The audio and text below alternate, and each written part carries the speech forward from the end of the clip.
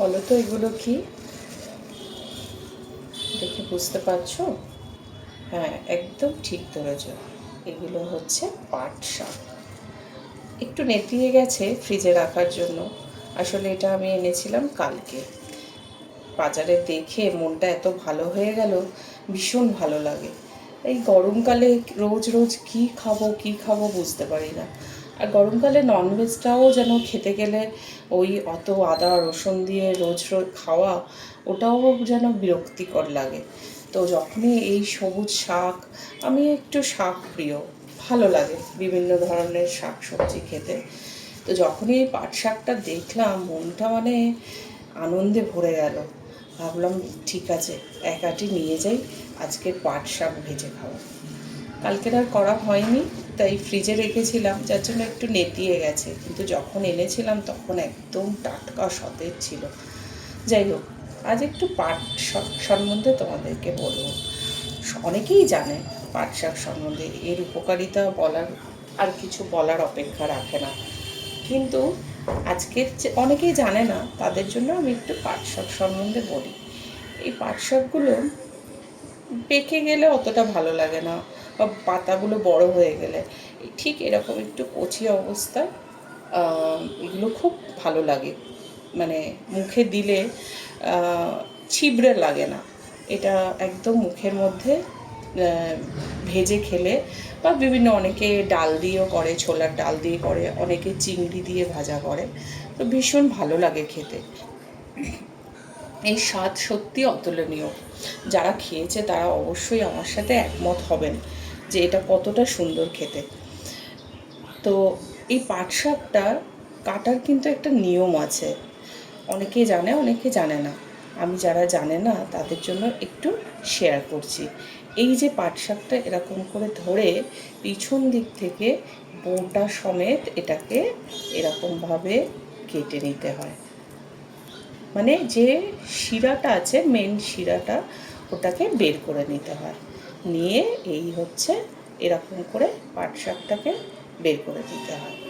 এরকমভাবে সমস্ত পাট শাকগুলো ছাড়িয়ে নিয়ে, আমি তো আজকে শুকনো লঙ্কা পেঁয়াজ ফোড়ন দিয়ে এটাকে ভাজা করব, যেহেতু আজকে শনিবার। তো আমি এটা আজকে ননভেজ নয়, মানে চিংড়ি দিয়ে করব না, আমি ভেজই এটা বানাবো। ছোলার ডাল দিয়ে করলেও হতো, তবে ভাজাটা আমার বাড়ির বাচ্চারাও খেতে বেশি ভালোবাসে। এই পাট শাকের কিন্তু অনেক উপকারিতা, যেমন এই পাট শাকে থাকে প্রচুর পরিমাণে iron, calcium, magnesium, vitamin A আর সি।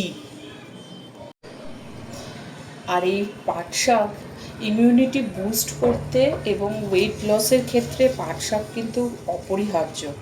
তাছাড়া এই পাট শাক খেলে হাড় খুব শক্ত হয়। আর হাই যাদের ইউরিক অ্যাসিড আছে তাদের জন্য এই পাট শাক খুব উপকারী। এছাড়াও ব্লাড প্রেশার নিয়ন্ত্রণ করতেও কিন্তু এই পাট শাক অনেক হেল্প করে।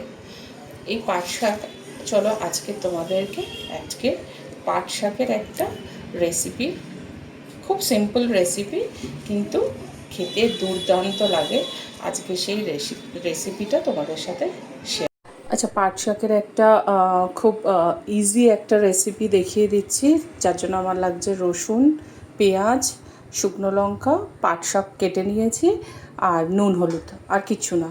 এটা জাস্ট তেলটা গরম হচ্ছে, আমি একে একে এটা দিয়ে দেবো। রসুন যদি কেউ, রসুন খুব কমই দিতে হবে, আমি এখানে 2 কোয়া নিয়েছি। আর কারণ রসুনের গন্ধটা নাহলে খুব স্ট্রং হয়ে যাবে। আর পেঁয়াজটা আমি একটু বেশি করে নিয়েছি, চাইলে কেউ একটু কম করে নিতে পারে। 2টো শুকনো লঙ্কা নিয়েছি, শুকনো লঙ্কাও কম বেশি অ্যাড বা অমিট করে নেওয়া যেতে পারে। আমি তাহলে রান্নাটা শুরু করছি। খুব সিম্পল রান্না, পাট শাক ভাজা, বাট গরম হয়ে গেছে। আমি প্রথমেই দিয়ে দিচ্ছি একটু রসুন কুচি, আর শুকনো লঙ্কাটা দিয়ে দিচ্ছি। এরপরে পেঁয়াজটা দিয়ে দেবো। পেঁয়াজটা দিয়ে একটু ভালো করে নেড়ে নেবো। একটু জাস্ট ভাজা ভাজা হলে পাট শাকটা দিয়ে দেবো। পাট শাকগুলো আমি এখানে এরকমভাবে কেটে নিয়েছি।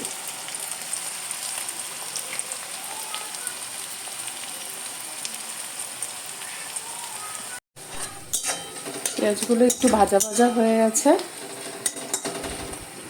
এবারে আমি শাকগুলো আস্তে আস্তে জল ঝরিয়ে দিয়ে দেবো। এই শাকগুলো একটু স্লারি টাইপের হয়, মানে একটু লাল লাল করে, কিন্তু জলও বেরোবে প্রচুর। কিন্তু এটা ভাজতে ভাজতে জলটা যতক্ষণ না শুকাবে ততক্ষণ ভাজতে হবে, এবং ভাজতে ভাজতে আস্তে আস্তে এটা জলটা শুকিয়ে একদম ড্রাই হয়ে যাবে। আচ্ছা, এই পাট শাকটা কিন্তু খুব পরিমাণে কমে যায় ভাজা হয়ে যাওয়ার পরে, সেই জন্য আমি অল্প করেই নিয়েছি, কারণ বেশি খাওয়ার লোভ নেই, সেই জন্যে অনেকটাই অল্প হয়ে যায়। যাই হোক, আমি শাকটা দিলাম, শাকটা দিয়ে আমি ভালো করে ভেজে নিচ্ছি।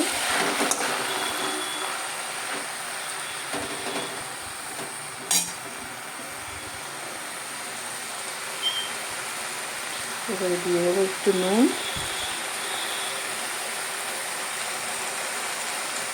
খুবই ইজি, যেরকমভাবে ভাজা নর্মালি হয়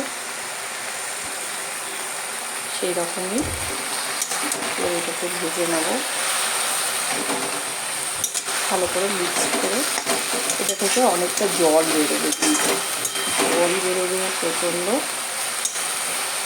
চাপা দেওয়া যাবে না, এরকমভাবে মিডিয়াম আছে এটাকে ভাজতে হবে।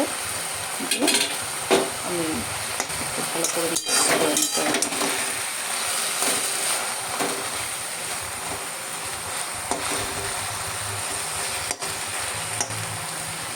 দেখুন কীরকম একটা স্লারি স্লারি এরকম বেরোচ্ছে। তো এইগুলো শুকিয়ে যাবে, মানে একদম লাস্টে গিয়ে এগুলো শুকিয়ে গিয়ে একদম শুকনো ড্রাই ভাজা হয়ে যাবে। ভাজাটা শেষটা দেখলেই বুঝতে পারবেন কতটুকু এটা ভাজাটা হবে। আচ্ছা, শাকগুলো ভাজা ভাজা হয়ে গেছে, এরকম শুকিয়ে একদম জল শুকিয়ে গেছে। একটু নাড়তে হবে, নাহলে কড়াই লেগে যাওয়ার একটু থাকে। আর আমি একটু সবার শেষে একটু সামান্য চিনি অ্যাড করে দেবো। আমার মা এই চিনিটা অ্যাড করে, কারণ বলে যে চিনিটা অ্যাড করলে একটু স্বাদটা আর একটু এনরিচ হয়। তো ব্যাস হয়ে গেছে চিনি অ্যাড করা। আর আমি এবারে গ্যাসটা অফ করে দেবো, একটু নাড়াচাড়া করে গ্যাসটা অফ করে, and it's ready to serve. So finally আমার পাট শাক ভাজা ready, and it's ready to serve. গরম গরম ভাতের সাথে বানিয়ে একবার খেয়ে দেখো, এবং বানালে অবশ্যই জানাবে কেমন লাগলো তোমাদের। আজকে ব্লগটা এই অবধি, আবার আসবো একটা নতুন ব্লগ নিয়ে। সবাই ভালো থাকবে, সুস্থ থাকবে, টাটা।